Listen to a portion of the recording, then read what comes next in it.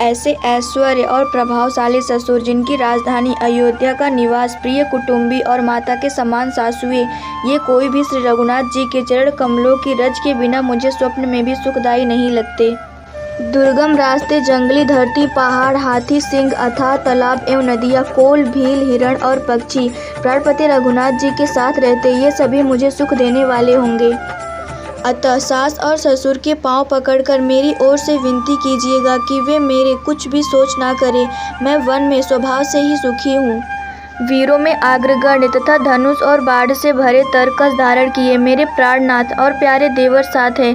इससे मुझे ना रास्ते की थकावट है, ना भ्रम है और ना मेरे मन में कोई दुख ही है। आप मेरे लिए भूल कर भी सोच ना करें।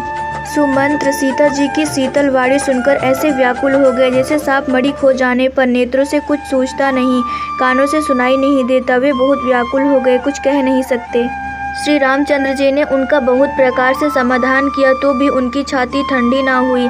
साथ चलने के लिए मंत्री ने अनेकों यत्न किए, युक्तियां पेश की, पर रघुनंदन श्री राम जी उन सब युक्तियों का यथोचित उत्तर देते गए।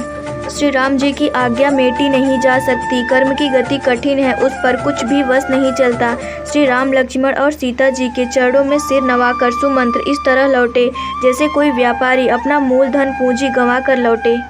सुमंत्र ने रथ को हाका, घोड़े श्री रामचंद्र जी की ओर देख देख कर निहारते हैं। यह देखकर निषाद लोग विषाद के वश होकर सिर धुन धुन कर पीट पीट कर पछताते हैं। जिनके वियोग में पशु इस प्रकार व्याकुल हैं, उनके वियोग में प्रजा, माता पिता कैसे जीते रहेंगे। श्री रामचंद्र जी ने जबरदस्ती सुमंत्र को लौटाया। तब आप गंगा जी के तीर पर आए। श्री राम ने केवट से नाव मांगी, पर वह लाता नहीं। वह कहने लगा, मैंने तुम्हारा मर्म भेद जान लिया।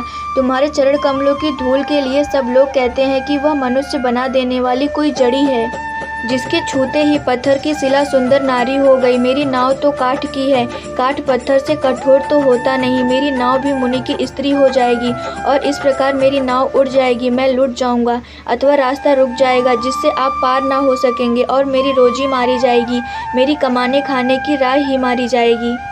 मैं तो इसी नाव से सारे परिवार का पालन पोषण करता हूँ, दूसरा कोई धंधा नहीं जानता। हे प्रभु, यदि तुम अवश्य ही पार जाना चाहते हो तो मुझे पहले अपने चरण कमल पखारने धो लेने के लिए कह दो।